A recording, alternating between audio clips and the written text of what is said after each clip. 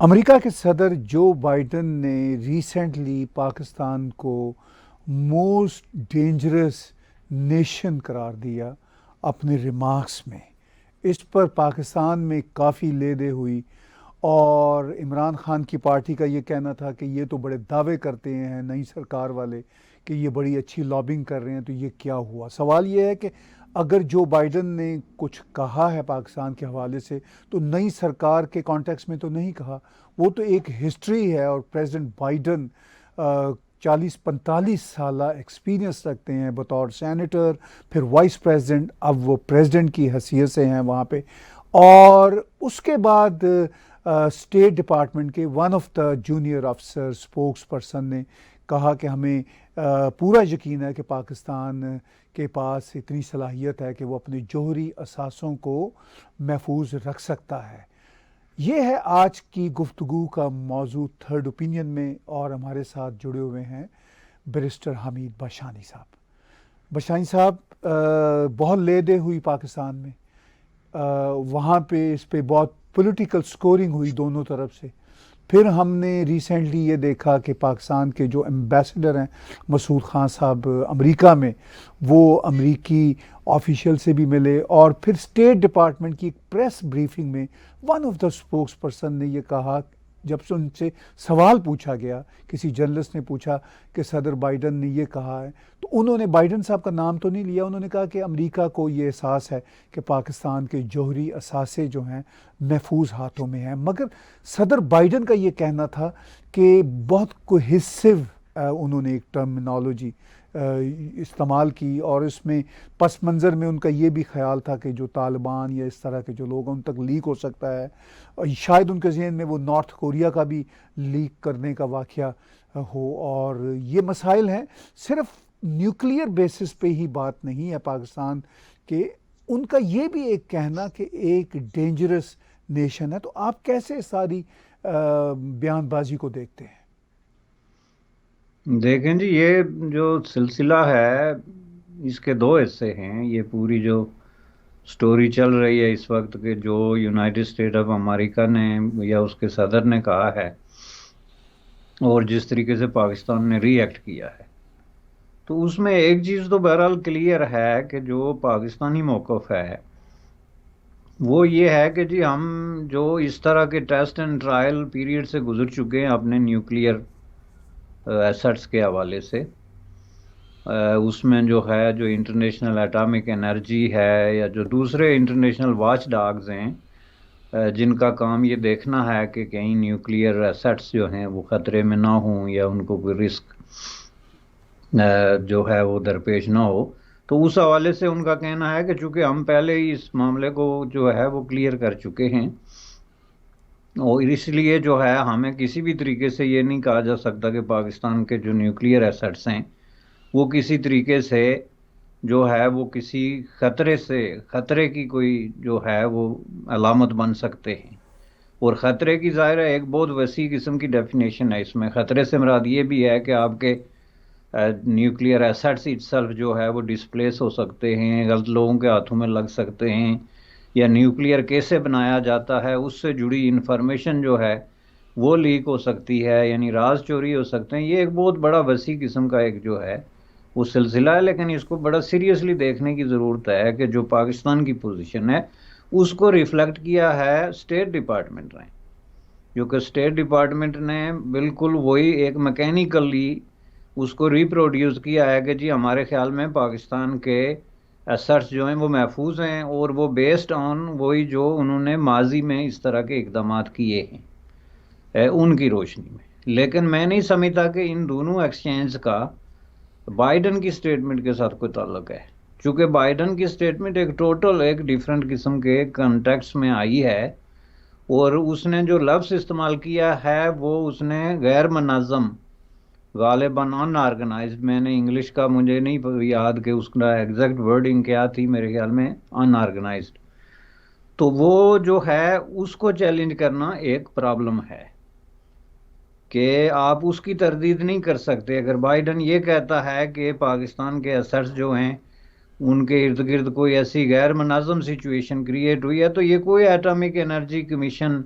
या किसी watch dog ने ये गारंटी नहीं दी थी कि पाकिस्तान के हथियार जो हैं वो अगर सेफ हैं तो हमेशा सेफ रहेंगे। चूंकि ये एक रिलेटिव बात होती है कि गिवन सिचुएशन में आपकी जो रनिंग गवर्नमेंट है वो कौन सी है, उसकी कितनी एक जो है वो ग्रिप है पावर पे, और ये कि उस वक्त मुल्क के हालात क्या हैं। आप देखें कि ये इस बुनियाद पे कोई गारंटी इसलिए नहीं दे सकता कि जैसे कि माजी करीब में हुआ था कि जब तालिबान ने टेक ओवर करना शुरू कर दिया था और वो स्वात तक पहुंच गए थे, और जिसमें इंटरनेशनल सर्कल्स में ये डिस्कशन आनी शुरू हो गई थी कि जी वो इस्लामाबाद के करीब पहुंच गए हैं। तो वो एक ऐसी सिचुएशन होती है कि आपके पास 20 किस्म की गारंटीज हों कि आपके जो है वो हथियार कितने सेफ हैं क्या हैं। जब सिचुएशन ऐसी आनी शुरू हो जाए कि आपकी गवर्नमेंट को और आपकी जो रूलिंग जो डिस्पेंसेशन है उसको कोई और ग्रुप जो है वो टेक ओवर करने वाला है, तो वो जाहिर है फिर उसी हिसाब से जो आपके न्यूक्लियर एसेट्स हैं या उसके साथ जो जुड़े राज हैं वो भी ट्रांसफ़र होंगे। अब इसलिए ये आपने बात दुरुस्त कही कि इसका ताल्लुक कोई मौजूदा हुकूमत से नहीं है, चूँकि मौजूदा हुकूमत कोई उस तरह के कयास या इंस्टेबिलिटी को रिप्रेजेंट नहीं कर रही है। अच्छी खासी एक मैच्योर किस्म की वेरी वेरी वेल एक्सपीरियंस लोगों पे मुश्तमिल एक हुकूमत है, लेकिन उसको जो चैलेंज दरपेश है और जिस तरह की सिचुएशन से वो गुजर रहे हैं उसमें बहुत ज़्यादा अनसर्टनिटी और अनऑर्गेनाइज का लफ्ज़ इस्तेमाल किया जा सकता है। जो कुछ इस वक्त वहाँ पे हो रहा है वो किसी भी तरह किसी डेमोक्रेटिक मुल्क में नहीं होता अगर किसी को गलतफहमी है। डेमोक्रेसी जो होती है ना, डेमोक्रेसी में स्पेस होता है सब तबकों, एक्टिविस्ट ग्रुपों, पॉलिटिकल पार्टीज, जो भी पार्टिसिपेटिंग किस्म के स्टेक होल्डर्स हैं उसमें सबके लिए स्पेस होता है। और जब तक आप उस स्पेस को रिस्पॉन्सिबली और पूरे जो है वो जिम्मेदारी से एक्सरसाइज नहीं करते उस वक्त तक उस स्पेस का कोई फ़ायदा नहीं होता। पाकिस्तान में डेमोक्रेसी का जो स्पेस है, इसकी आप ये इलेक्शन की मिसाल ले लें कि उसमें आपका एक लीडर जो है वो 7 सीटों पे खड़ा हो गया। अब डेमोक्रेसी में अगर आप जो है वो 100 सीट पे खड़ा होने की आपको इजाज़त है, चूँकि ये डेमोक्रेसी है तो इसका हरगिज़ ये मतलब नहीं कि आप 100 सीट पे खड़े हो जाएं। और आप इसमें मेरे नज़दीक जो है वो मिस यूज़ ऑफ पॉपुलैरिटी है अपनी, नोइंगली और विलफुली। जब आप जानते हैं कि मैं हाईली पॉपुलर आदमी हूँ और मेरा मुकाबला ज़ाहिर है कोई आम कैंडिडेट जो है वो नहीं कर सकता, आम कैंडिडेट जो कि एक नॉर्मल आम कैंडिडेट वर्सेस आम कैंडिडेट होता है, तो आप जो है वो इस तरह का कोई अरबा इख्तियार करते हैं तो इसका मतलब है ये मिस यूज़ ऑफ पॉपुलैरिटी है। पॉपुलर होने का हरगिज़ मतलब ये नहीं होता कि आप पॉपुलैरिटी को ऐसे अंदाज में यूज़ करें कि वो अल्टीमेटली अवामी मफादात के ख़िलाफ़ जाए। और अवामी मफादात के ख़िलाफ़ ये क्यों जाती है कि ये जो इलेक्शन की एक्सरसाइज है इसमें जो टैक्स पेयर का मनी यूज़ हुआ, जो इतनी जो पूरी जो स्टेट मशीनरी जो है वो इसमें इन्वॉल्व रही, और उसके बाद उसका रिजल्ट जो है वही डाक के 3 पात के वो सीटें फिर भी खाली हैं और असेंबली में कोई नहीं जाएगा, यानी जिसका मतलब है कि is not going to serve the purpose, जिसको एक फ्यूटाइल एक्सरसाइज कहते हैं विद बैड इंटेंशन। आप जो है इसको मिसयूज ऑफ डेमोक्रेसी भी कह सकते हैं कि डेमोक्रेसी के अंदर आपको एक इख्तियार है तो महज आपको एक इख्तियार है तो इसलिए आपको इतना जो है आप उसको बुरे तरीके से मिसयूज़ कर रहे हैं कि वो डेमोक्रेसी के इट सेल्फ जो कोर को जो है वो हिट करता है। यानी this is not a democracy जब आप डेमोक्रेसी को as a tool against the democracy use करना शुरू हो जाए। तीसरी चीज़ ये है कि आपकी पॉपुलैरिटी यहाँ से साबित नहीं होती, इस आपकी पॉपुलैरिटी तभी साबित होगी चूँकि ये वन मैन वन वोट का डॉक्ट्राइन है जो डेमोक्रेसी को रन करता है। तो इसमें एक आदमी तो पूरे मुल्क में इलेक्शन जीत के आ जाएगा तो वो फिर डेमोक्रेसी तो ना होगी ना, वो तो फिर इट सेल्फ हिट करती है डेमोक्रेसी को। लेकिन आप अगर अपनी जगह किसी कैंडिडेट को देंगे तो हार जाएगा, जैसे कि ये हुआ गिलानी वर्सेस वो जो खातून है कुरैशी, कि she was a star candidate and she lost badly despite the fact that she was a star candidate. तो इसका मतलब ये है कि आप अपने मोस्ट पॉपुलर कैंडिडेट्स को भी अगर लॉन्च करते इन सीटों पे तो you were risking those seats. तो उसके जवाब में आपने ये हरबा इख्तियार किया। तो इस तरह की सिचुएशन जो होती है, इसका मतलब ये है कि ये कहना कि पाकिस्तान एक डेमोक्रेटिक स्टेबल कंट्री है, ये उसकी नफी है। चूंकि इस वक्त जो हुकूमत है वो दीवार के साथ लगी हुई है, सख्त खौफजदा, एक फियरफुल किस्म की जो है वो सिचुएशन से गुजर रही है। जो अपोजिशन है वो इस तरह की एक जो है, एक असाल्ट जिसको कहते हैं, की कैफियत से गुजर रही है कि जी ये करो नहीं तो हम ये करने वाले हैं, ये करो तो ये करने वाले हैं, डेमोक्रेसी आएगी तो हम उन्हें ही नहीं देंगे। मतलब व्हाट इज दिस। तो ऐसी सिचुएशन में अगर वो, आप ये देखेंगे ये सिचुएशन किसी वक्त जो है वो थोड़ी सी मजीद सीरियस हो सकती है, और ऐसा मकाम भी आ सकता है कि किसी की हुकूमत भी जो है वो ना रहे, अख्तियार किसी के पास भी ना रहे, जिसको आप सिविल वार की सिचुएशन कहते हैं। और सिविल वार के लफ्ज़ पे लोगों के कान खड़े हो जाते हैं। लेकिन ये बात इस कॉन्टेक्स्ट में मैं इसलिए कह रहा हूँ कि जिस मुल्क में सिविल वार हो उसमें अगर न्यूक्लियर एसेट्स हैं तो वो सेफ नहीं समझे जाएंगे। खुद एटॉमिक एनर्जी की कमीशन की अपने एक प्रोटोकॉल के मुताबिक। अब सिविल वार की डेफिनेशन क्या है कि किसी एक वेल एस्टेब्लिश मुल्क में सिविल किसी कॉन्फ्लिक्ट की वजह से अगर मोर देन 1000 पीपल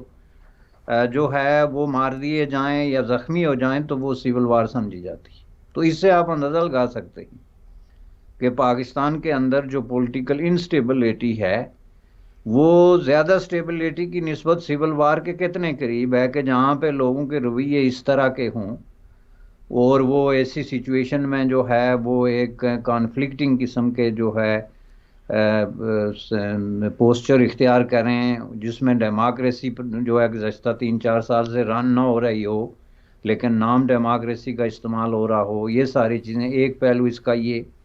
दूसरा पहलू आप ये देखें कि उसमें कितने ग्रुप हैं पाकिस्तान में इंक्लूडिंग तहरीक तालिबान पाकिस्तान, और ये जो स्वात में एक नई सिचुएशन डेवलप हो रही है जिसकी रोशनी में ये कहना कि वहाँ पे इस तरह की जो कुव्वतें हैं वो रीग्रुप हो रही हैं, या हमेशा रीग्रुप होती रहती हैं जब भी उनको जो है वो किसी तरीके से कोई स्पेस मिलता है, तो वो भी जाहिर है कि अल्टीमेटली उनकी डेस्टिनेशन भी पावर है। और वो पावर को ये कहना कि नहीं जी कभी टेक ओवर ही नहीं कर सकते, ये भी गलत है। तो इसलिए मैं समझता हूँ कि ये बहरहाल जो बाइडन ने बात की वो इस रेफरेंस में है, और फिर उसका रेफरेंस जुड़ता है साथ में कि पाकिस्तान की इंटरनेशनल अलाइनमेंट क्या है, जो कि उन्होंने वाज़े तौर पे, जो अगर उनकी पूरी स्पीच को देखा जाए तो जो असल उनका कंसर्न है वो उनका जो है वो चीन और रूस के साथ जो उनका कॉन्फ्लिक्ट इस वक्त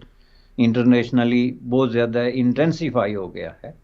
तो उसमें उनका कहने का मतलब ये है कि जो मुख्तलिफ मुल्क हैं वो अपनी अपनी स्ट्रेटेजिक अलाइनमेंट को रिकन्सिडर कर रहे हैं, और रिकन्सिडर इसी बुनियाद पे कर रहे हैं कि उनके ख्याल में जो इस वक्त इंटरनेशनल कॉन्फ्लिक्ट चल रहा है उसमें लोगों को यूनाइटेड स्टेट ऑफ अमेरिका के साथ होना चाहिए बजाय चीन या रूस के। तो उसमें फिर उन्होंने पाकिस्तान की तरफ इशारा किया कि पाकिस्तान की जो इस वक्त सिचुएशन है वो ये है, जिसका मतलब ये है कि मुल्क रीअलाइन कर रहे हैं, लेकिन पाकिस्तान जैसे कुछ ऐसे मुल्क भी हैं जो इस सिचुएशन में जिनकी जो है वो स्टैंड क्लियर नहीं है। तो उसमें जाहिर है कि इसका मतलब ये है कि अगर आपको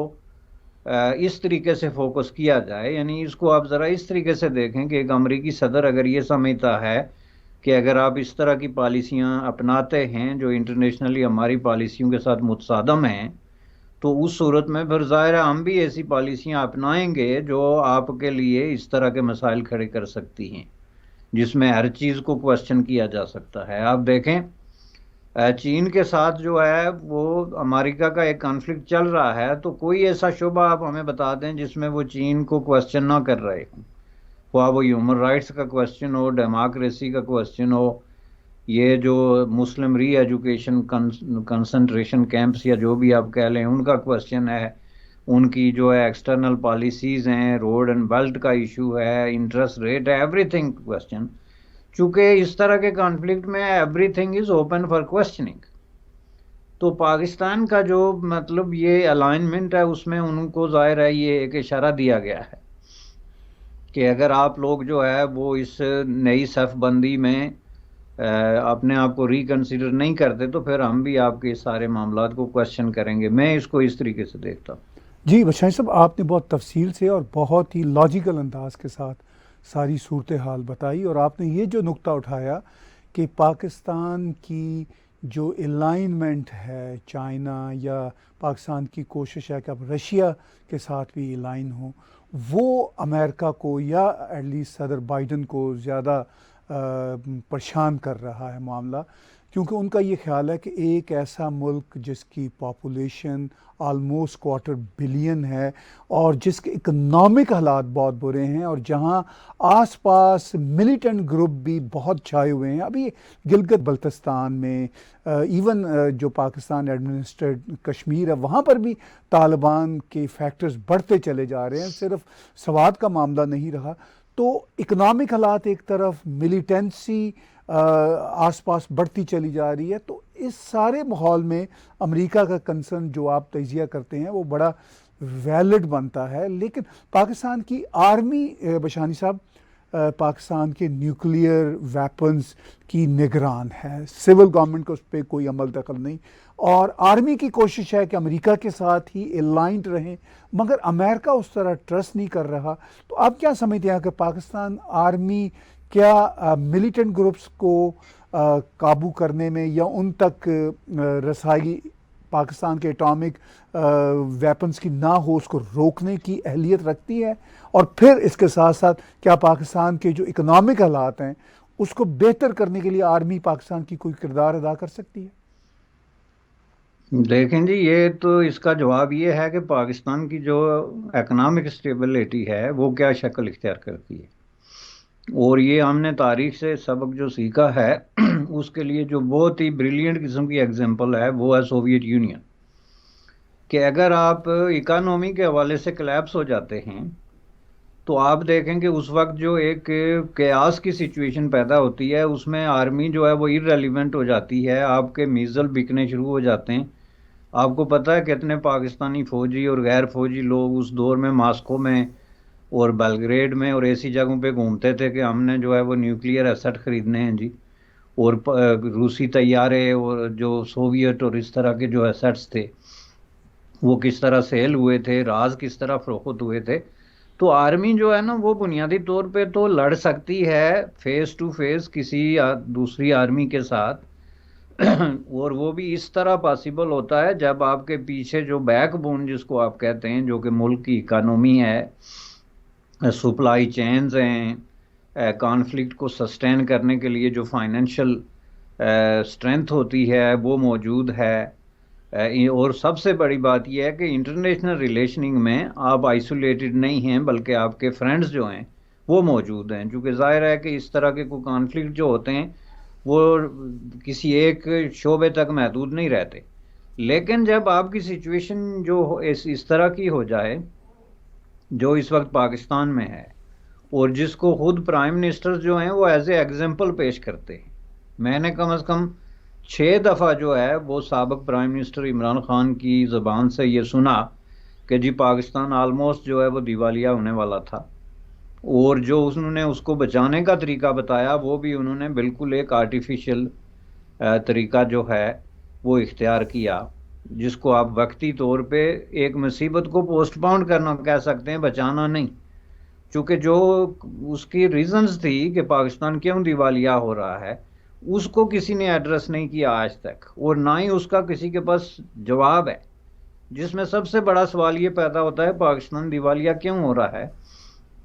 कि पाकिस्तान का जो इकनॉमिक ढांचा है वो इस काबिल नहीं है कि वो अपनी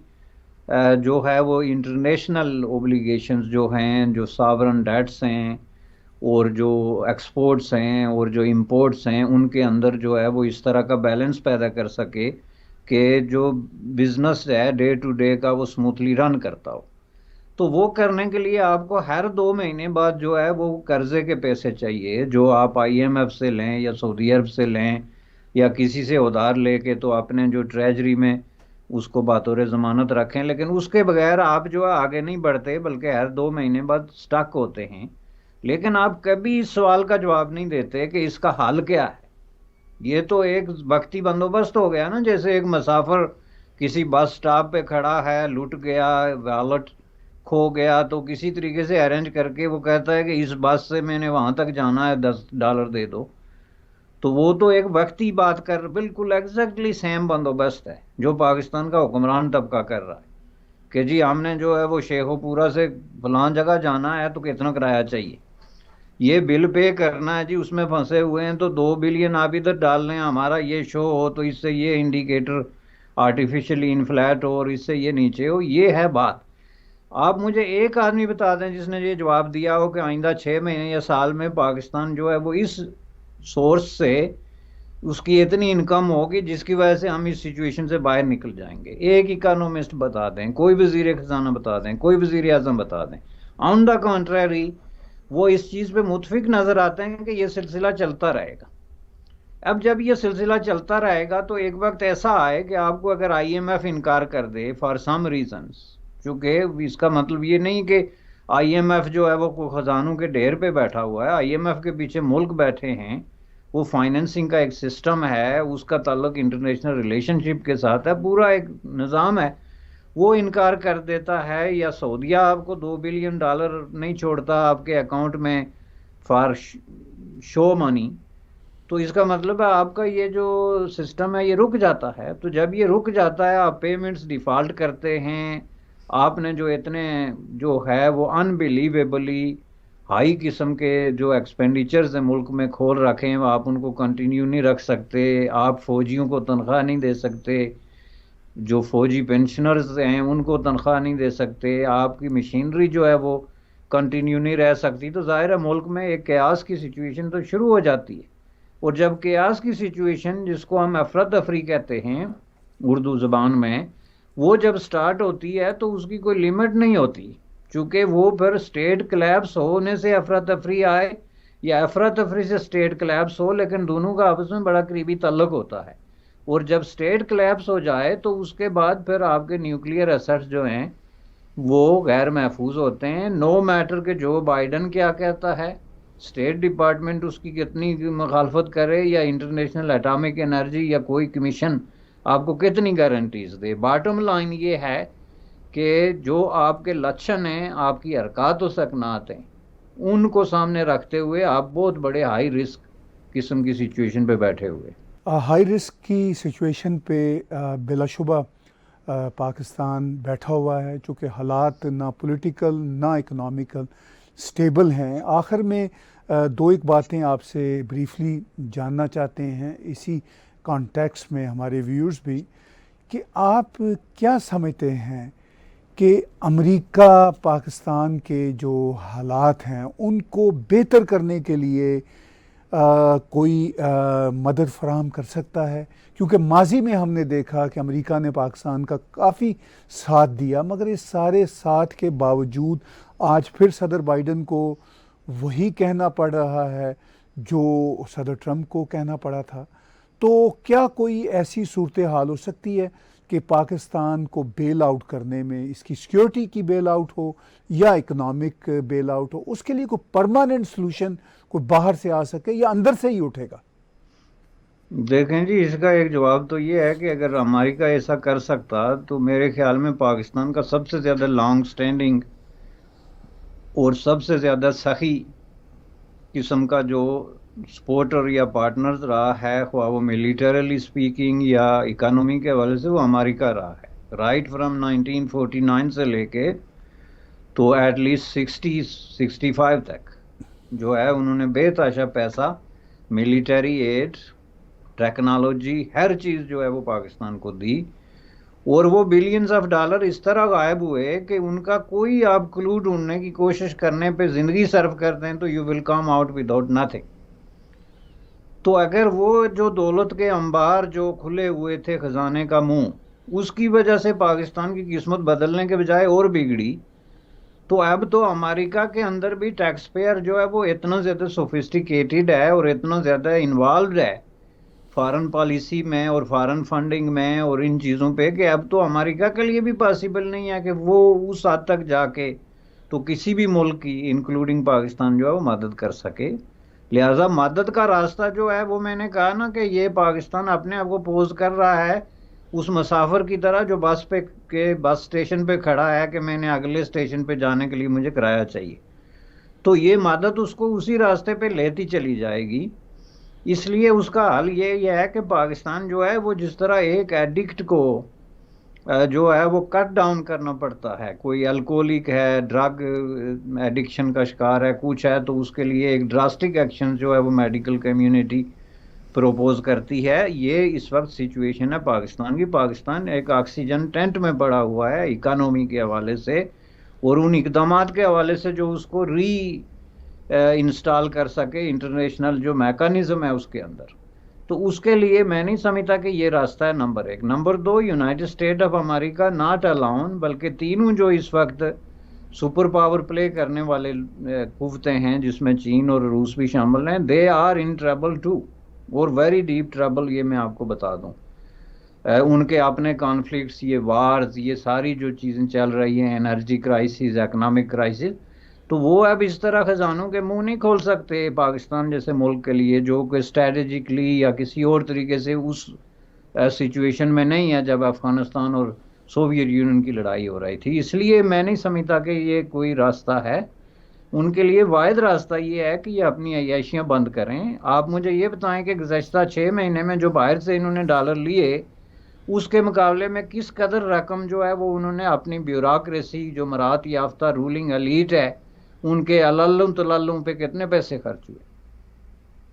ये चीज़ें अगर आप देखें तो आप हैरत ज़दा रह जाएंगे कि ये पैसे मांगते किस मुंह से हैं।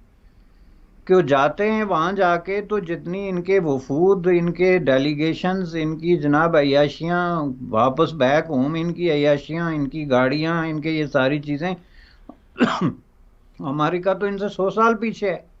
लेकिन फिर जाके वहाँ से कहते हैं जी हमें इतने पैसे चाहिए और वो आराम से दे देते हैं। तो जब तक आप सिस्टम को चेंज नहीं करते, अपनी औकात में नहीं रहते, जिसका मतलब है अपनी चादर के मुताबिक पाँव नहीं फैलाते, उस वक्त तक आपके हालात नहीं बदल सकते, बल्कि वो मज़ीद ख़राब और मज़ीद जो है वो मैसअप होंगे। बहुत आखिर में ये बताइए, ये सवाल आपने खुद ही खड़ा किया कि जब तक ये अपनी चादर के मुताबिक पाँव नहीं फैलाते इनके हालात ठीक नहीं होंगे, तो क्या आपको मुस्तकबिल में कोई ऐसा इम्कान नज़र आता है कि ये अपनी चादर के मुताबिक ही अपने पाँव फैलाना चाहें? Not at all, there is no ray of hope, और उसकी वजह मैं आपको बताता हूँ। आप देखें सबसे ज़्यादा टॉलेस्ट क्लेम्स जो है ना फॉर रे ऑफ होप और चेंज, वो NWF जो पख्तूनख्वा में हुए। आप इस वक्त पख्तूनख्वा का जो है वो बुक्स उठा के देखें फाइनेंशियल, और उनके ऊपर कर्जा देखें, जो बिलियंस ऑफ डॉलर यानी बिलियंस ऑफ रुपी का कर्जा उन्होंने लिया, वो कहाँ गया, किस चीज़ पे खर्च हुआ और क्यों खर्च हुआ, सवाल ये पैदा होता है। पहला सवाल तो ये है ना कि आप कर्ज लेके क्यों खर्च करते हैं, किस चीज़ पे करते हैं, क्या आपका मेडिसन, आपकी तालीम, क्या इन चीज़ों में कोई तब्दीली आई? तो जनाब ये इसकी कोई गुंजाइश नहीं, चूँकि पाकिस्तान की जितनी एग्जिस्टिंग पॉलिटिकल पार्टीज़ और ग्रुप्स हैं उनके पास कोई प्रोग्राम नहीं है, और दे आर मिस्टीरियसली म्यूटेड। जब उनसे ये सवाल आप पूछते हैं कि आपके पास क्या है, क्या करेंगे, मसलन इस वक्त जो सबसे ज़्यादा फ्रंट रनर है उसको खड़ा करके आप पूछेंगे जनाब आप बताएं कि मुल्क की तकदीर तो आप बदलेंगे, लेकिन उसके लिए रिसोर्सेज कहाँ से आएंगे, कोई जवाब है उनके पास? महज ईमानदारी या नेक नीयती काफ़ी नहीं है ना, you have to answer the questions, जो कि कोई नहीं दे रहा है। और चलते चलते एक बात इससे ज़रूर जुड़ी हुई है, इस पे भी ब्रीफली आपकी राय लेना चाहूँगा कि इमरान खान का ये कहना है कि मैं करप्ट नहीं हूँ, मेरी पार्टी करप्ट नहीं है, मुझे एक बार फिर मौका मिले तो मैं ये सारा निज़ाम ठीक कर दूंगा और अमरीकी ग़ुलामी से भी निकल आऊँगा। इस नैरेटिव को आप कैसे देखते हैं? देखें, ये तो पहली बात है, इसको नैरेटिव कहना ही जो है वो बड़ा एक मुश्किल काम है। देखें, करप्ट होने पे तो हमें इस पे कोई कभी किसी ने नहीं कहा कि आप करप्ट नहीं, हाल दो के उन पे सीरियस किस्म के करप्शन के चार्जेस लगे हैं, तोशा खानों से लेके तो बड़े बड़े स्कैंडल्स तक। तो और उनकी पार्टी के जो बड़े ओहदेदार हैं उन पे इल्ज़ामात लगे हैं, सारी बात सामने है। लेकिन जैसा कि मैंने कहा कि ये कोई बात नहीं है कि आप करप्ट हैं या नहीं। जहाँ तक अमरीकी आप उससे आज़ादी की बात कर रहे हैं, तो उन्होंने कभी इसको डिफाइन किया कि अमरीकी आज़ादी से क्या मुराद अब ये चे गवीरा तो नहीं बन सकते ना कि वो इनकलाब का नारा लगाएं और अमेरिकी फौजियों को कहें कि जी निकलें क्यूबा से। अब पाकिस्तान में तो कोई अमेरिकी फौज नहीं है। जिस तरीके से अमेरिका पाकिस्तान को इन्फ्लुएंस कर रहा है, ये हाथ जोड़ के जाके उनके आगे घुटने टेक के तो मुतालबा कर रहे हैं कि ये दे दो, टेक्नोलॉजी दे दो, स्कॉलरशिप दे दो, हमारी वहाँ पे जो है वो जो इनकी इन्वेस्टमेंट है उसको किस तरह सेव किया जाए। ये सारी चीज़ें आपके सामने हैं। तो वहाँ पे कोई फौज तो खड़ी नहीं जिसको वो निकालेंगे। पाकिस्तान जो है वो अगर गुलाम है तो वो इंटरनेशनल एक पूरा सिस्टम जो है उससे आप उसको निकालना चाहते हैं, तो उसके मुतबादल फिर आपको पेश करना पड़ेगा ना। दुनिया में उसके मुतबादल हैं। आप वहाँ पे कोई सोशलिस्ट रेवोल्यूशन लाना चाहते हैं, कोई ईरान स्टाइल का कोई इस्लामिक रेवोल्यूशन लाना चाहते हैं, कोई काम करना चाहते हैं, उसके लिए आपके पास वसाइल क्या है, आप क्या कर लेंगे, हकीकी आज़ादी की डेफिनेशन क्या है। ये जो है ये तजादात और कॉन्फ्लिक्ट का एक बहुत ही शाकार किस्म की स्टेटमेंट है जनाब। पूरा पाकिस्तान जो है वो इस ख्वाहिश में मरा जा रहा है कि किसी तरीके से हमें अमेरिकी वीज़ा मिले तो हम यहाँ से जाके अमेरिका में मुस्तकिल तौर पे सेटल हो जाएं, या हमारे बच्चे सेटल हो जाएं, या हम प्रॉपर्टियाँ ख़रीद लें। और दूसरी तरफ पूरा पाकिस्तान जो है वो यक ज़बान होके तो अमेरिका के ख़िलाफ़ जो है वो बयानबाजी और गाली गलोच और इस तरह की स्टेटमेंट्स में पूरा दिन मसरूफ़ होता है। तो इसमें आप देखेंगे कि लोग जो है वो बहुत ज़्यादा कन्फ्यूज्ड हैं, बहुत ज़्यादा तजादात का शिकार हैं, और उनको मज़ीद कन्फ्यूज्ड किया जा रहा है और मज़ीद तजादात का शिकार किया जा रहा है। ऐसी अधूरी अनडिफाइनेबल किस्म की बातें करके हकीकी आज़ादी होती है इकनॉमिक स्ट्रगल फॉर इंडिपेंडेंस, जिसमें आप मुल्क में एक रेवोल्यूशन के ज़रिए अपने वसाइल की बुनियाद पे अपनी हुकूमत खड़ी करते हैं, जो दुनिया के किसी मुल्क की ना मुहताज होती है ना उस पर डिपेंडेंट होती है। तो उसके लिए आपके पास क्या प्रोग्राम है, ये ज़रा बताना गवारा करें अगर तो बात बने। बहुत शुक्रिया बशानी साहब, हम बहुत शुक्रगुजार हैं कि आपने एक बहुत ही इम्पॉर्टेंट और कॉम्प्लेक्स इशू पे अपनी राय का इजहार किया। व्यूज़ बातचीत सुन रहे थे थर्ड ओपिनियन में बैरिस्टर हामिद बशानी साहब की। आप टैग टीवी के यूट्यूब चैनल को सब्सक्राइब कीजिए, और इसी यूट्यूब के चैनल पे अगर आप डोनेट के बटन को क्लिक करेंगे तो आप हमें कंट्रीब्यूट भी कर सकते हैं। इसके साथ साथ आप टैग टीवी की ऐप्स को डाउनलोड कीजिए, एप्पल, एंड्रॉयड, रॉको और अमेज़ॉन की डिवाइसेस पे।